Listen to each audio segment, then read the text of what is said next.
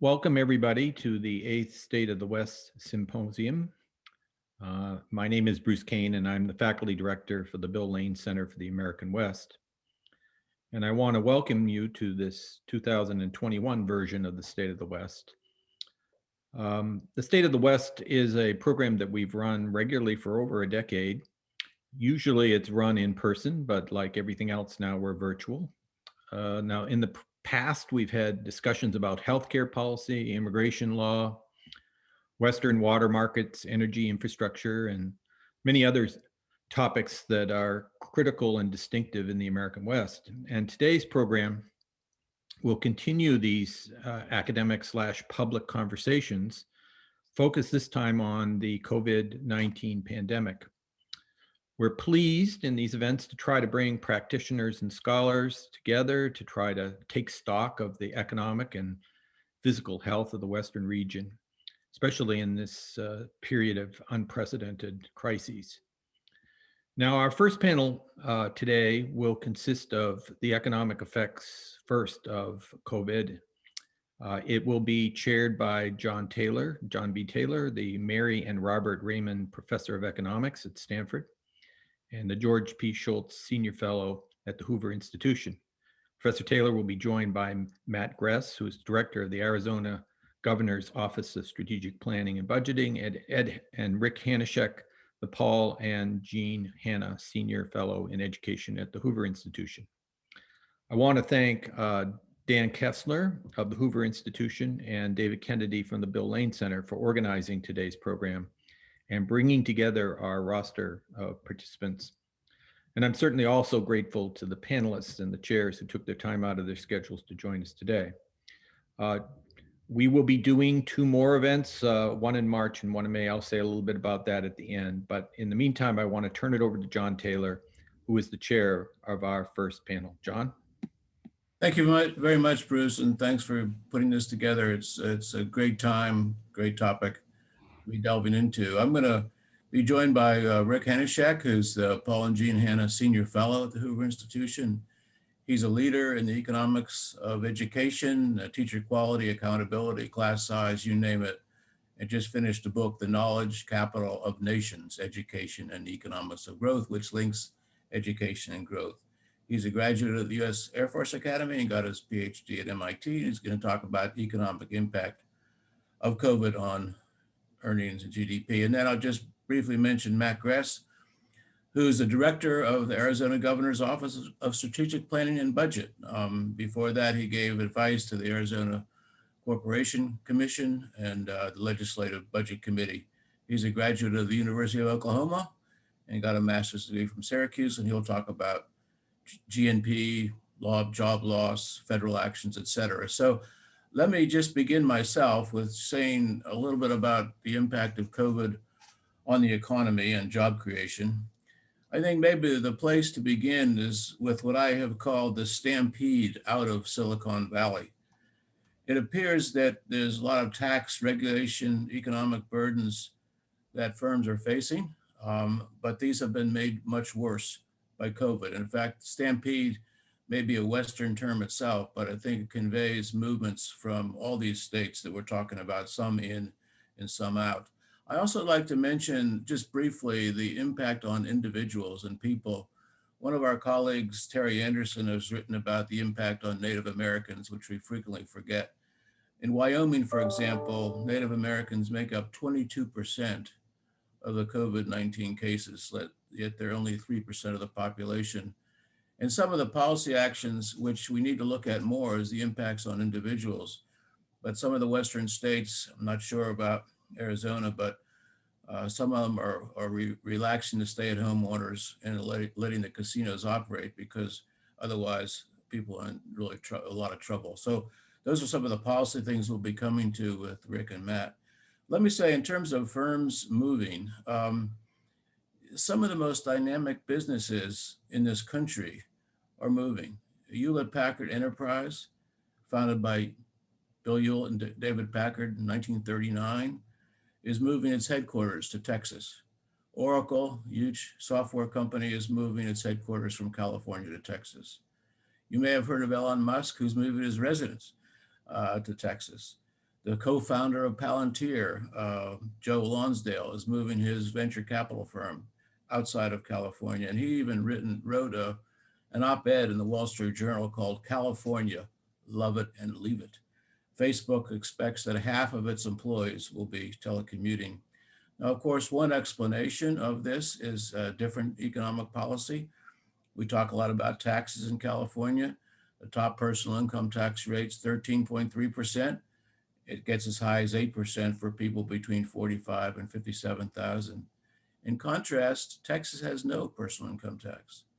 California has a corporate tax of 8.84%. Texas has no corporate tax. Now you say, well, maybe there's differences in other areas. Well, the property tax in California is a little lower than the property tax in Texas, excuse me. But home prices are much more. So effectively, you're paying a lot more tax in California versus Texas. I believe that's the same in the other states in the Western area as well. Now, there's other things to look at. Regulatory burden, I think we need to take into account. Again, all these are being accentuated by COVID. California is the next to last state in terms of regulatory apparatus. It means it has the most regulations. The worst is New Jersey. You may have heard about New Jersey. Fortunately, Arizona is better, only 13th. And Utah, one of our neighbors, is 8th. But other Western states, Pacific states, are as bad as California. Washington, 46th, Oregon, 41st. So it's bad. I think there's other things that you could look at. These are particular types of regulations that affect where firms go and where jobs are created.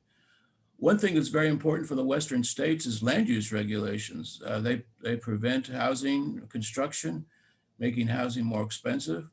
And a recent study shows that California is one of the most restrictive states with respect to land use regulations, where you can set up a firm.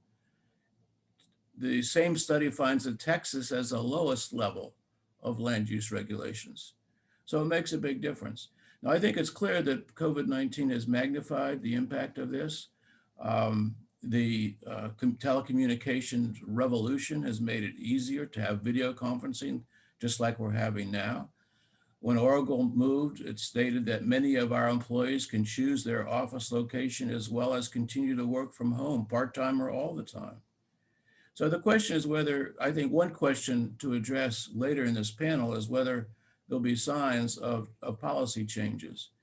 I would say, you may not know this, but in California, there was a Proposition 22, which allowed more freedom for Uber and Lyft drivers, which so-called AB had not allowed.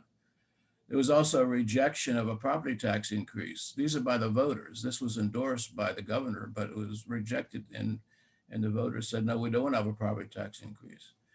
There's also an underlying dynamism in all these Western states. The very medium we're using now, created by Zoom video communications, just a few miles from where we are talking. And that's Eric Yuan founded that. So it's an enormous progress, and I don't want to go back and try to regulate that. Now there's other perspectives, of course. Wall Street Journal just had a piece which showed the perspective from the other states, from Texas. Why are these firms moving here? We have to be careful. Should we have more regulations to match California? Maybe we need to have Arizona have more regulations, I guess, like California. I hope that's not the case. But I think the case could be made that we need to worry about reducing the impediments, the burdens to businesses and job creators, and work on that nationally, if you like, or individually. But the biggest danger is to react, I think, with additional regulations, additional burdens. And the effort here does require both state and local governments to be aware of these changes. And hopefully this session will bring out some of those. So let me stop there and go on to our next speaker. Rick. Thank you, John. Thanks for the introduction. I want to spend my time today talking about one simple subject, and that is the learning losses that have accrued because of the closing of schools and the lack of reopening of schools. And we'll get at the end into a discussion of alternative policies and how we get around this. But I'm going to say throughout this, from a national perspective, that we are hurting this current generation tremendously by lack of schooling or lack of quality schooling, and the nation itself is being hurt. So the universal closures that we faced in March of last year meant that there were substantial learning losses over the summer, over last school year, and then carrying on into this year. Most of the attention still is focused on what I would call matters of logistics. That is, how do we ensure safety in the schools? How much distance should there be between kids? How many kids can go back to school at any point in time? And what's the status of remote learning?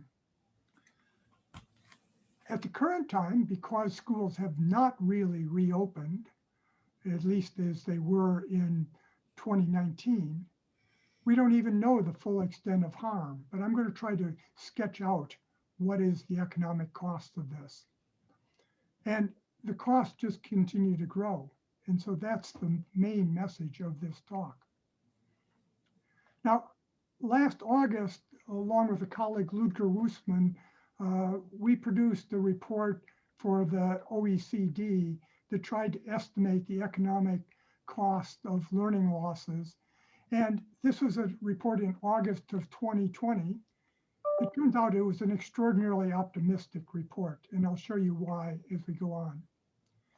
Now, if I look first at what's happened to the individuals, take the cohort of students that were faced with school closures last March and that have been continued in a situation that's less than the normal schooling.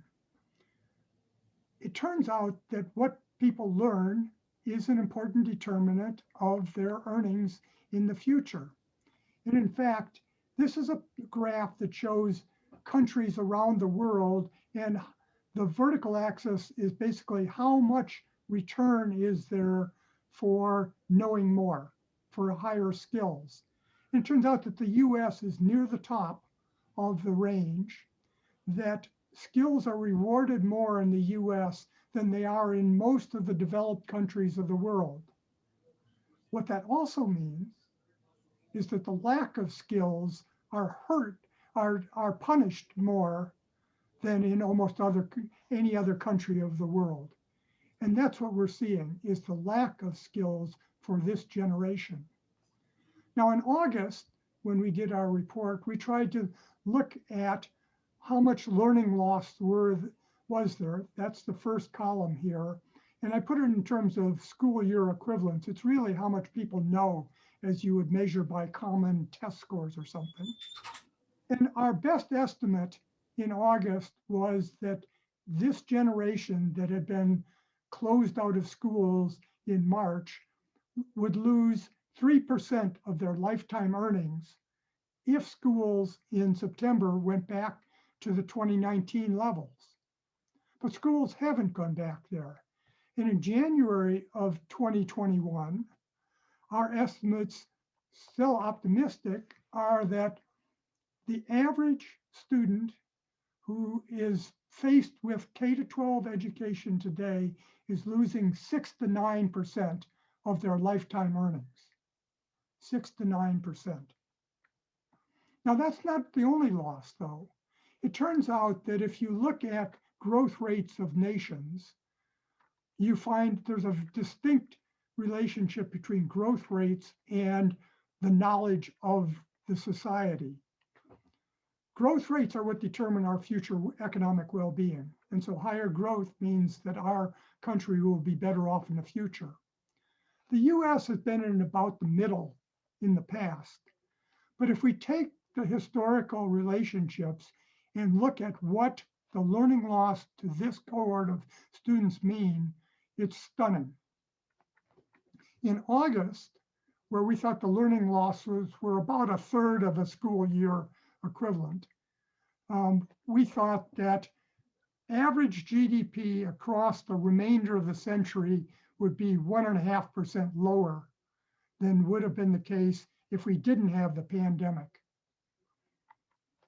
In January of 2021, our current somewhat optimistic estimates are that it's 3 to 4% lower.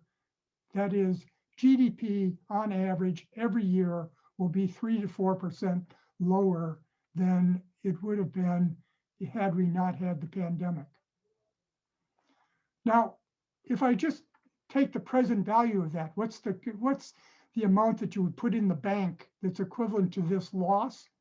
In January of 21, it's almost $28 trillion. That's compared, the center column of this gives you that our current GDP is a little bit over $20 trillion. So we're losing more than a year's GDP at the current time unless something else happens.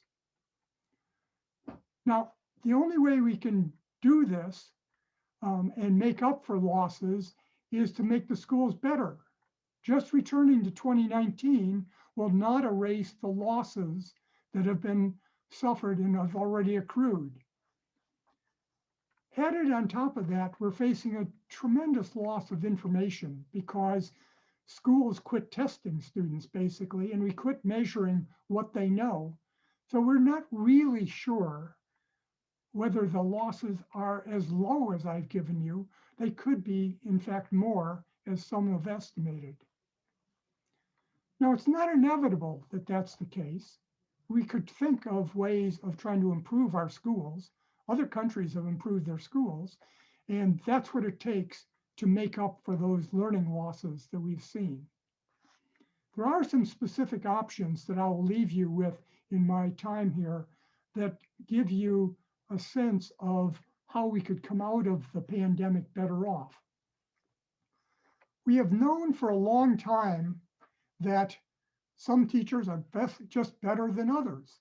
Some teachers are more effective than other teachers, but we have essentially never used that information in making decisions. Well, that's going to become more important as we come out of the pandemic and we go into schools that probably have some mixture of remote learning and in-class learning. It's got to be the case, we don't have much evidence on it, but it's got to be the case that some people are better at remote instruction than others, and that it's not the same people who are the best at in-person instruction as compared to others. What we have to do, or if we want to improve our schools, I think, is to use our teachers more effectively. Use the people that are good at remote instruction to do more of it. Use the people that are good at in-class instruction to do more of it. The second thing is that we have to individualize instruction a lot more. One of the things that the pandemic has done is almost certainly widen achievement gaps between basically poor kids and other kids because the instruction at home has not been as good as others.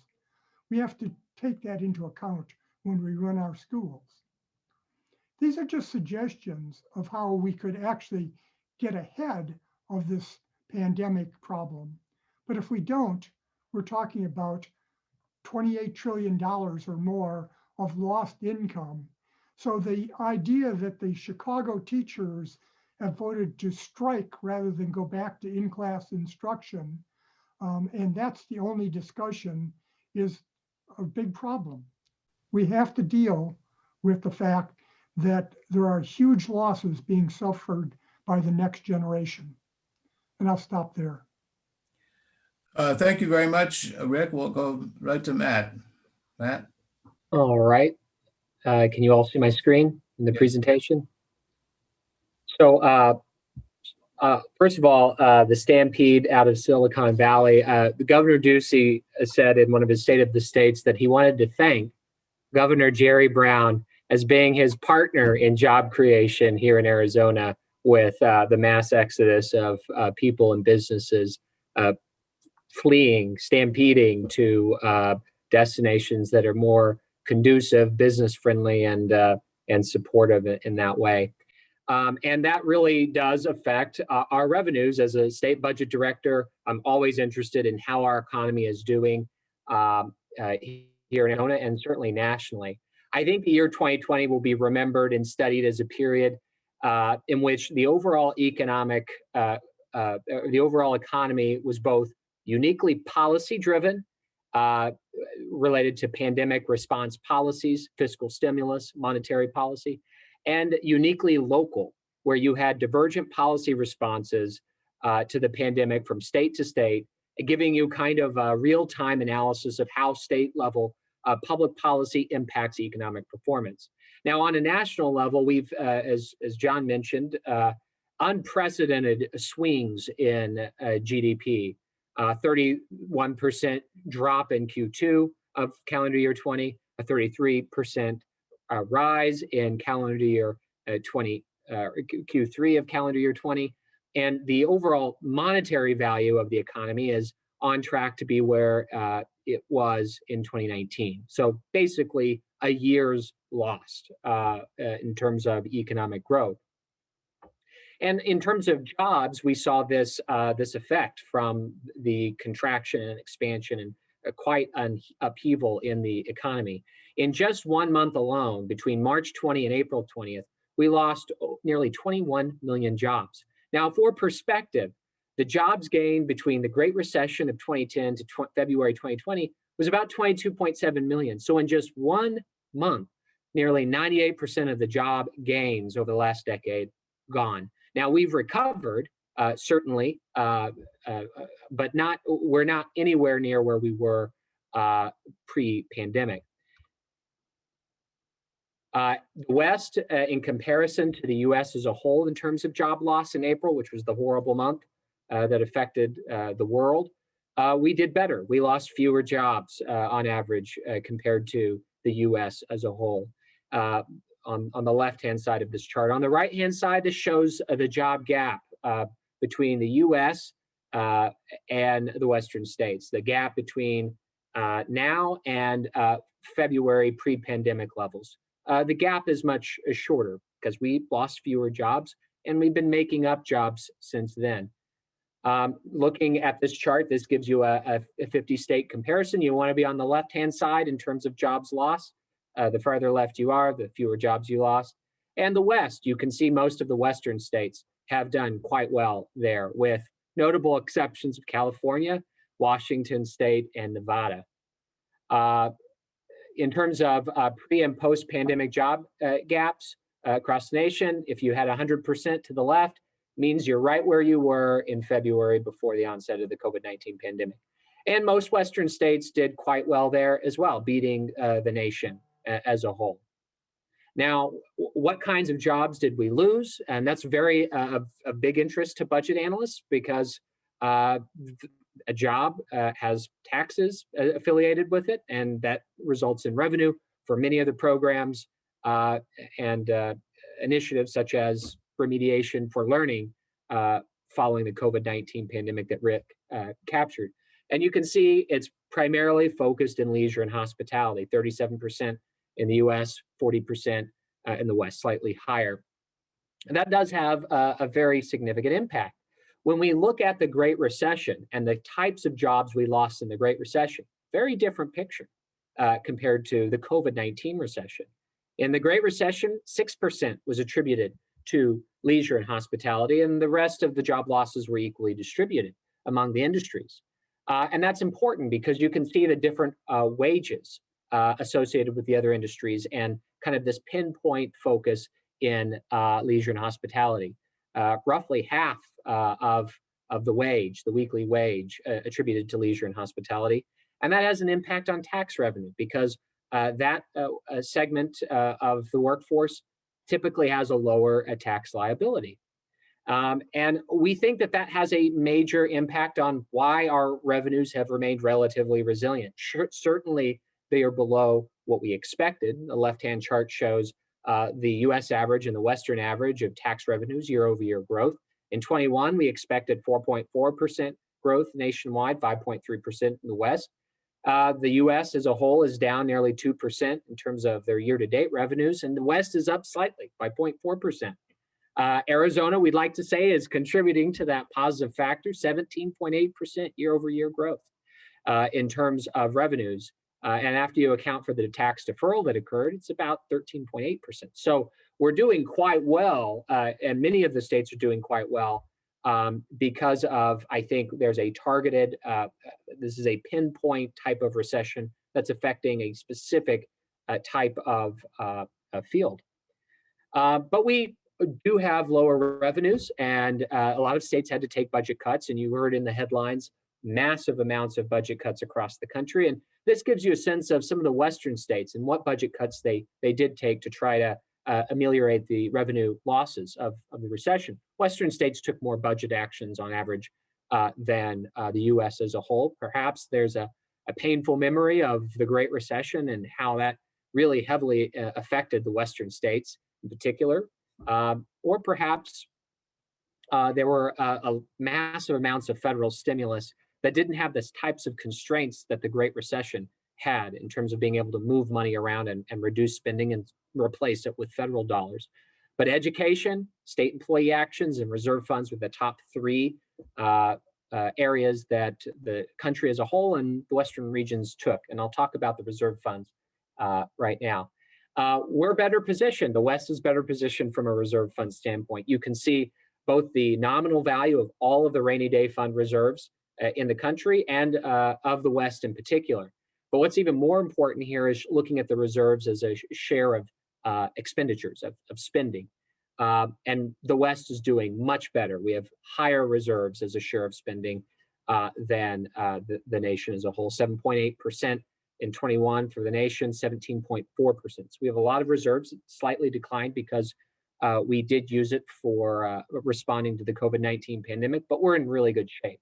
And you can see where all of the withdrawals occurred. California accounted for 73% of all of the withdrawals in the country, $16.8 billion. And then you have the Western states and the rest of the US. Western states on average withdrew more money from the rainy day fund, and 64% of the Western states withdrew from the rainy day fund compared to 38% overall. But we have more reserves, and that does give us the flexibility to do that. I did want to shift for just a second to really point out another huge impact on state budgets, and that's the federal stimulus. $450 billion flowed into the West in 2020. Now, just for a second, look at the $450 billion for perspective, and you can see our reserves of the West are around $22 billion in 2021, $25 billion. So you can kind of get a sense of magnitude of just how much federal cash flowed into the West. Small Business Administration, those are through PPP loans, eligibility programs, primarily unemployment insurance, and the individual economic payments make up for that. What's coming down the pike? Well, $140 billion in the latest COVID-19 relief bill that was signed by President Trump at the end of December. Again, PPP loans and individual economic payments making up that bulk. But you can also see K-12 education. A lot of funding has gone into that. And you can better believe it that a lot of states made reductions in state funding, and they're supplanting it with these K-12 federal funds. In fact, Arizona will have the largest dollar amount of funding, total funds, even adjusted for inflation, on a per pupil basis flowing into schools in the history of the state. And I'm sure the same types of experiences are happening across, and that's going to be a major benefit for those who are trying to balance their budget. Fortunately, we didn't cut any of our K-12 education, and we're reinvesting any formula savings from lower student enrollment back into student-focused remediation and support in the summer. But that's another big major element there that budget analysts are considering as we develop the 2021 budget. And that concludes my presentation. Thank you so much, Matt, and thank you, Rick. We have some questions that are coming across through the Q&A and through the chat. Maybe I'll start. Patrick Shea has a question. I think it's for Rick, a little bit maybe for Matt. The simple question: wouldn't the teaching problem be solved in part by paying them, the teachers, a livable wage with benefits? That's the question. And a related one is, should we be paying more attention to educators and doctors? in making economic policy. So maybe you can take that, Rick. Well, on the first one, just paying all teachers more would basically have no effect other than to make the teachers happier, because it wouldn't improve the quality of teaching and it wouldn't get them to work more. They would just be happier. In order to improve the quality of schools, we have to arrange for more effective teachers to be teaching more students, one way or another. Either have more effective teachers or have them teach more students at any point in time. I think that we should pay more attention to the schools and to doctors, but we're not doing that in terms of what the long-term learning outcomes are. None of the US discussion in the Western states or in the nation as a whole has to do with learning, except for the CDC, where the CDC in fact recommended that all students in lower grades go back to in-class instruction because the potential costs and dangers to them were small relative to the potential gains in terms of learning. So I think that we have to have a broader consideration of the public policy matters.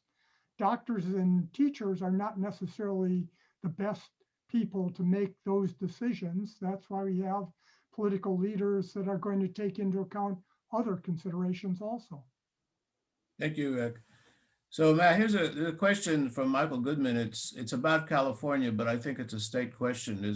Could you say something about it's called developing scandal with regard to misuse of unemployment insurance and PPP funds? And I guess as a question, is it a state, all states, one state? Could you say anything about that? Very important issue. Well, I think that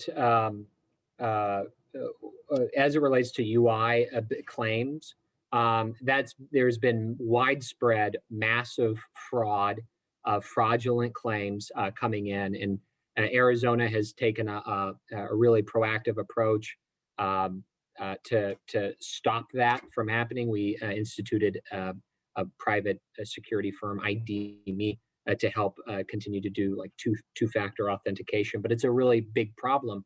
And a lot of the states across the country have legacy UI systems that were just not designed, for the deluge of claims that came in, that are still continued claims are slightly below the peak in the Great Recession, and initial claims are still above the peak of the Great Recession.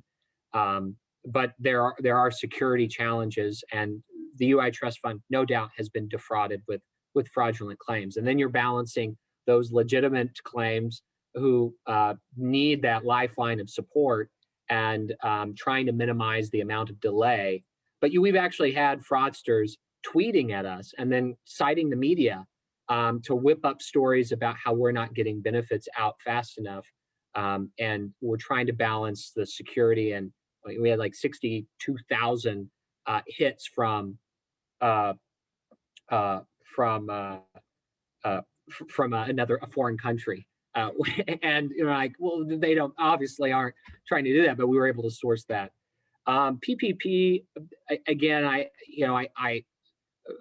we think it's been a very stable source of support for many businesses. We think that that's a lifeline. It's a conservative policy in our view, of keeping jobs funded to keep workers at work. And I think it's had an impact, certainly in terms of job losses and minimizing those job losses in some of these higher waged fields.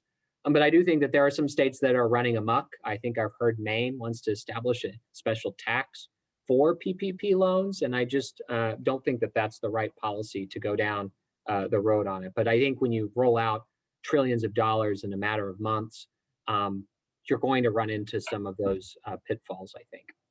Thank you. So there's a question for Rick. It's whether the improvement of education is maybe coming already. And let me just, my own perspective, doing lots of online of my Stanford courses. Some students do better. I think on average, they do better for some strange reason than online. We think the tests are the same, but are there ways to improve, aside from seeing who's good and who's bad at the technology, to improve online a little bit, or maybe create a hybrid going forward?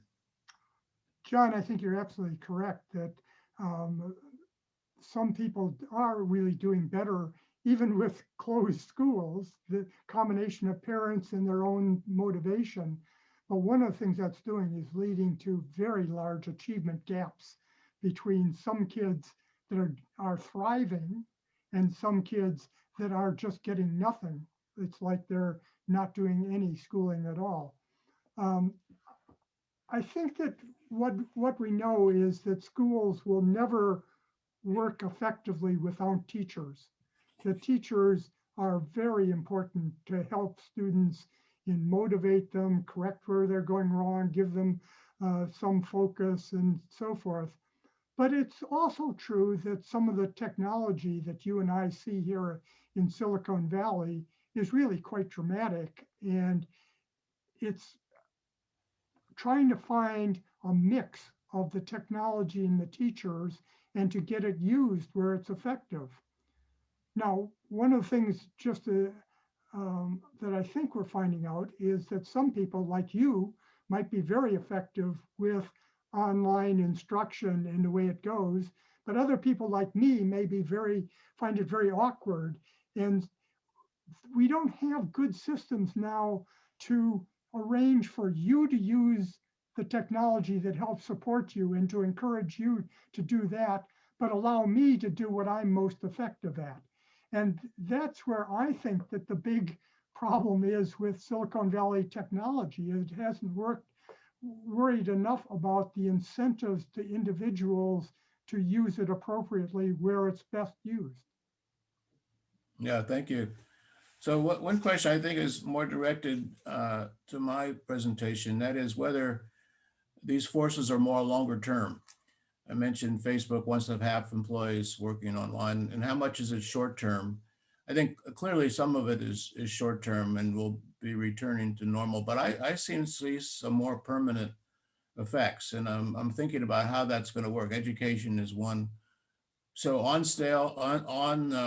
on-site sales, if you like, are down relative to off-site sales. E-commerce is booming. It's boomed from the start. I don't know if Matt can add to that, but there's some things that are going to continue, and we'll find ways to do it better. So I think this sort of hybrid is a way to think about the future a little bit. And that's, again, where regulation is really important. I mean, there's a lot of the high-tech firms are being criticized a lot for various reasons, but they're also providing enormous services. So we have to be careful how we deal with that. But that's what I would say. I think maybe the other question could be to Matt. This has to do with the funds. Some of the funds are untied. You know, the $2,000 going to go to people, $150,000, and people worry that's not going to do any good. You have any thought about that kind of support? I guess it's mainly federal, but what's the impact of that? Well, what we've seen is savings rates are at historic highs, and some economists theorize that they have come off of those highs as people are spending the money. These checks are going to roll out, probably along with those refunds during this tax filing season, and you're going to see those savings go up. And the theory is that that's going to be kind of like the allergy medicine that's gradually released over 12 hours, that you're going to see kind of these trickles of people withdrawing from their savings account to consume. But consumption is up, and certainly online sales. I was talking to the budget director in Tennessee this morning, and he was like, our online sellers tax is through the roof. Same in Arizona, same across with the Wayfair decision and our implementation of that. So from a sales tax, that makes up roughly 50% of our general fund revenue comes from sales tax. So when people have money and they spend that, engage in commerce, I think that's good. And you know, the larger point that we're looking at is, all right, when will the hospitality and leisure industry recover? It's a significant part of our way of life as Americans, and certainly in the West, where you have a lot of destinations to visit. And Nevada, I mean, they are taking a shellacking in that industry, and I don't know. I wonder how many years it'll take them to dig out of that. So, you know, we're all seeing that, but I think the virus, vaccinations, the comfort of people willing to travel and get on a plane again, you know, all of those factors are going to play into it. And having the cash in hand to buy that ticket or put the gasoline in the car to go will have a factor. There's a lot of questions about education, but let me ask one, Matt. I mentioned the Native Americans. You have a lot of Native Americans in Arizona. Is there anything that you can say about the COVID impact on them and what can be done? Some questioners had that in mind. Well, I think, you know, digital learning in COVID is incredibly difficult when you don't have access to the internet, or it's spotty, or there's limited capabilities. I mean, if you were to take a broadband map and put it on Arizona, we don't look really good. And we have a lot of remote areas, particularly in our tribal regions, that don't have access to reliable internet. So it makes distance learning virtually impossible. No pun intended.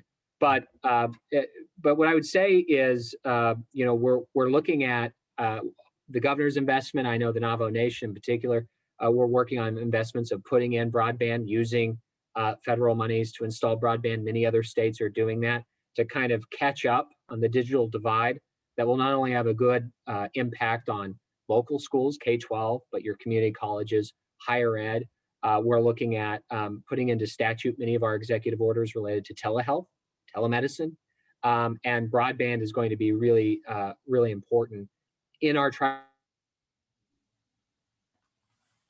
you know, as much as possible. But I think the digital divide, when everything's shut down, is a major barrier for our tribal areas and rural.